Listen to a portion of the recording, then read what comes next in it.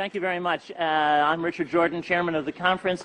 I'm going to just introduce Khalid Dawood, who will introduce the speakers. So Khalid, thank you very much for moderating this session, and I turn it over to you, and I will return in about 3 minutes.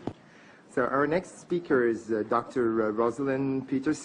She's the California president and co-founder of the Agriculture Defense Coalition, formed in 2006 to protect agricultural crop production from uncontrolled experimental weather modification programs. A very interesting topic, you know, for a non-specialized person like myself. But also very interesting in her CV that we have with you is also her extensive efforts to protect drinking water supplies from toxic chemical contamination in Martinez, California. That's a very interesting topic, of course, and I was actually wondering myself whether you can tackle whether the same experiments that you're holding in California could be extended to other world countries, particularly poor and developed countries like where we come from. Thank you. Thank you. Good afternoon, ladies and gentlemen, Mr. Chairman. It is a pleasure to be here to speak with all of you today.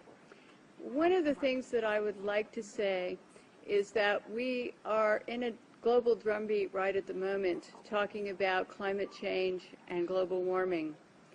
One of the things that is affected by climate change is agriculture.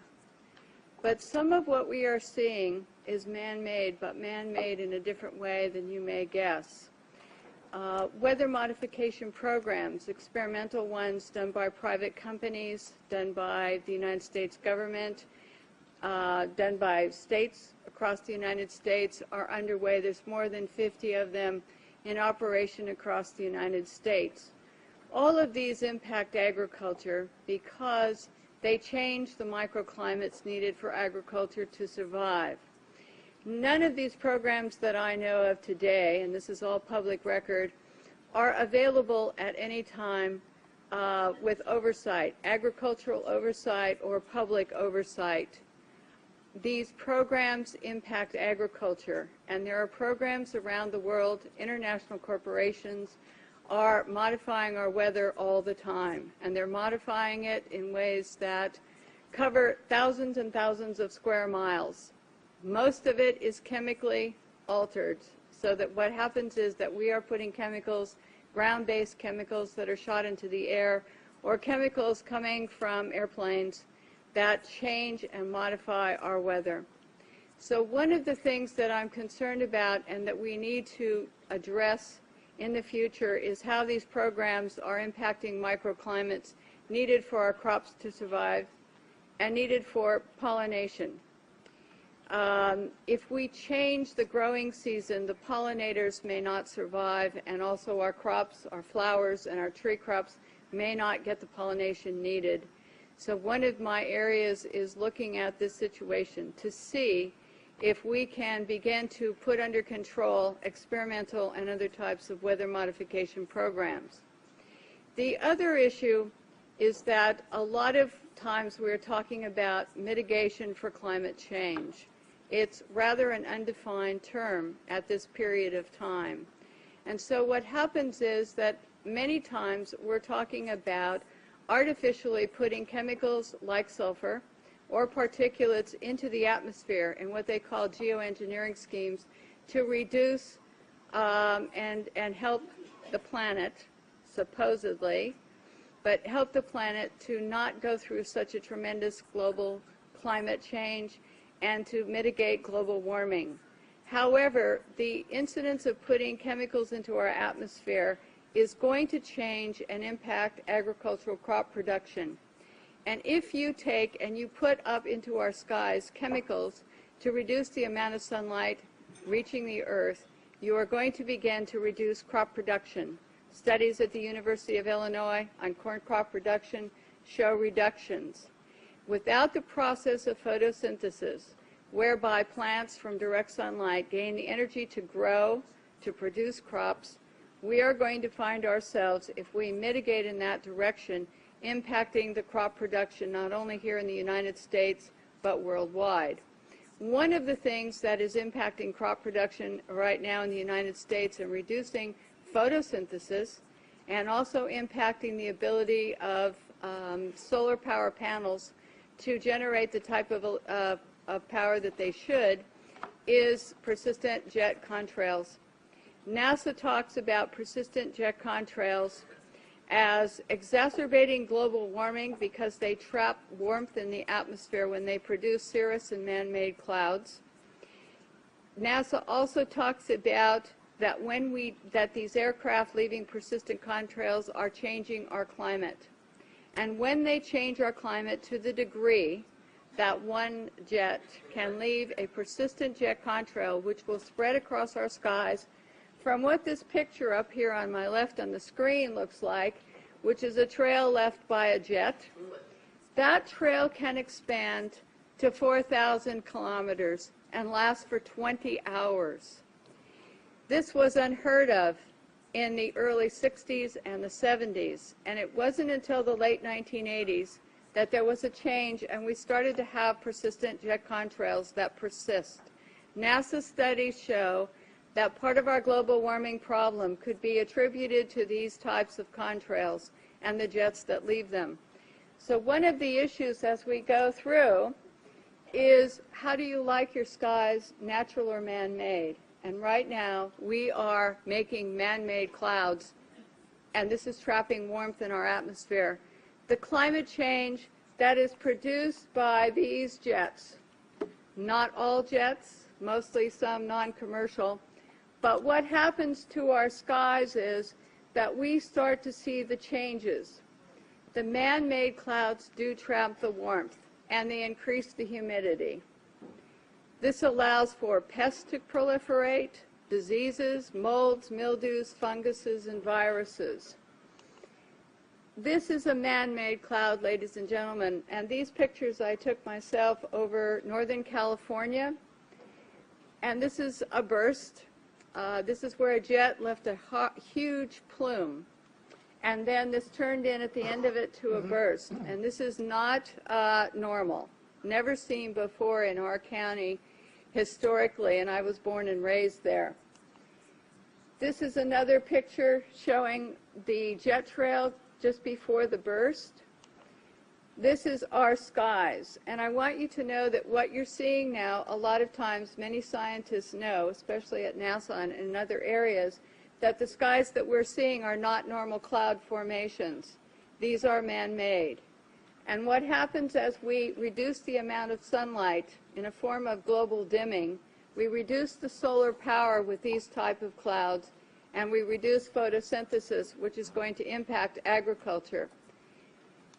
The pictures look odd. The formations don't look like normal clouds that people have seen before historically. This is another type of man-made cloud, and what we have done and what you're seeing here is we have the photographs from the times that the jet leaves the first trail as a thin, spindly trail to where they form into these different types of cloud formations. All of you can start looking up and seeing this. What happens is that there are experiments, and there's a color, you can see some color in this photograph. And part of what we're doing also is we're sending up canisters. The United States government, NASA, the U.S. Air Force, is sending up canisters into the atmosphere filled with chemicals to modify and experiment with our ionosphere.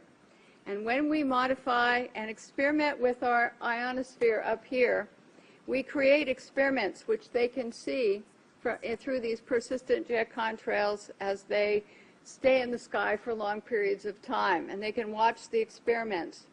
The type of chemicals they are using are aluminum, barium, strontium, and these canisters are sent up on rockets, and what they do is they superheat the canisters to create experiments in our atmosphere. The experiments can give you colorful auroras, which they talk about as being wonderful. Many times people think that the auroras in Alaska and the ones we see are normal, but there's beginning to be more and more seen across the United States and elsewhere where aluminum, trimethyl aluminum experiments to make clouds are beginning to impact us. The reason I am concerned for agriculture is that none of these experiments have any public oversight nor agricultural oversight. Our drinking water is impacted because the chemicals are now beginning to show up in our drinking water. In California, the State Department of Health drinking water tests were examined between 1970 and this year, and we found unusual spiking in barium, aluminum, strontium, magnesium, calcium, manganese, and all of these spiked at the same time in various drinking water supplies across the state of California and also in Arizona. So what's happening with these atmospheric tests is that aluminum, as one example, gets into, with increased pollution and acid rain, gets into the root systems of our crop trees and our trees, and it looks like the trees are dying of drought, but they're not. What happens is that the root systems can no longer absorb the water and the nutrients needed to survive. Many of our forests in Redding, California, and other areas are dying. The oak trees, the redwood trees, the Douglas fir, across the United States, many areas. We believe that these trees are impacted because they cannot absorb enough water because aluminum is going into their root systems. Also, molds, mildew, and fungus from warmer temperatures produced by persistent jet contrails are also allowing pests and molds to proliferate, also impacting tree health and crop health. The skies that you see up here, it is important to note, have a white haze to them. When crossing the United States 2 days ago, we saw this man-made produced haze all the way across the United States. There were a few real clouds. We saw the persistent jet contrails from the jet windows, and the skies in the white haze looked a lot like this. So one of the things that we need to really look at is that jet fuel emissions contaminate our air, much as automobile exhaust. They know from scientific studies back in the 1970s that they deplete beneficial ozone in the atmosphere by releasing nitric acid. So one of the things that we need to look at is the impact of just jet fuel and just the emissions from jets as well. I want to go on and talk briefly about a couple of issues here that I think are important for everyone to realize. If we don't look at the problems that we are creating, the atmospheric testing programs, in other words, the jet contrails that are warming our climate, and we say to ourselves, we want to geoengineer something else. We want to add more particulates to help global warming or to stop climate change. What we're going to have is we're going to have a pea soup up there of chemicals which are going to be detrimental to our health. It is much better to take the EPA model of the 1970s, where the Environmental Protection Agency was designed to put in regulations to reduce the pollution at its source, to reduce and put caps on how much pollution corporations, cars, automobiles were putting into the atmosphere. One of the things that we're talking about as mitigation is to go into geoengineering plans which add more chemicals to our atmosphere, which are going to get into our drinking water supplies, which are going to get into our soils, which are going to impact our trees. Our trees across the United States, many of them in many areas, especially Mendocino, Lake, and Sonoma County, are dying. They are not healthy as they used to be. And this problem, having traveled across the United States into some other areas, seeing the pictures coming in from across the United States and other countries, we're finding that there's beginning to be an impact from all of these programs and all the chemicals in our skies. And so one of the things we need to think about and work for is reducing pollution. Alan Buckman from the California State Department in Fish and Game talked about microbes, and they're important to the environment. We have at our disposal already some technologies and already the wherewithal to begin to make the planet more healthy and to put it into a different perspective.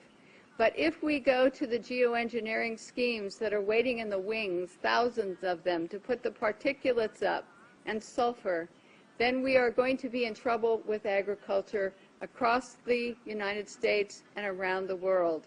It is time that we look at some different solutions that are already here And it's time that we look at what's happening in our skies and say we don't need to add any more chemicals. We are doing enough.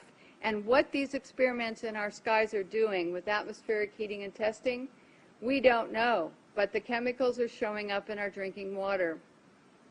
So in closing, I would like to say to all of you and to encourage you to know that just what I showed you today is beginning to impact crop production in the United States. And we're seeing higher UV radiation that is burning the tips of our trees and our plants. We see the molds and mildews growing here, and we see all of this, and we hope that all of you will consider before you think of mitigation and just go forward with some of the plans that are being sold to you as almost a cap-and-trade situation, where a corporation like Planktos decides to put iron dust into the Galapagos Islands area. This is a proposal, may have already started, and to create algae blooms. And yes, they're saying, yes, we're going to help the environment because we're going to create these algae blooms for more oxygen. But what happens is it's going to impact the marine life in those areas. As a geoengineering plan, it is going to be sold. The credits for this, the supposed benefits, is to be sold as credits to people who want to pollute more. And here's the really awful twist to this, in my opinion, is if we sell pollution credits to polluters to ask them so that they can pollute more, we're only going to add more to our climate change and to our global warming processes. We have to say, no, we don't want money market schemes that are going to go into the ocean and change something possibly to the detriment of our oceans or our air in order to sell credits to someone who wants to pollute more. Ladies and gentlemen, this is a consideration for all of you when you start to talk about caps and trades, when you start to talk about geoengineering plans, because we don't need a money market scheme. We need to have and use the microbes available to us, the science available to us to reduce the pollution that we're putting into the atmosphere, and we need a new direction, and I think that this might be a good one.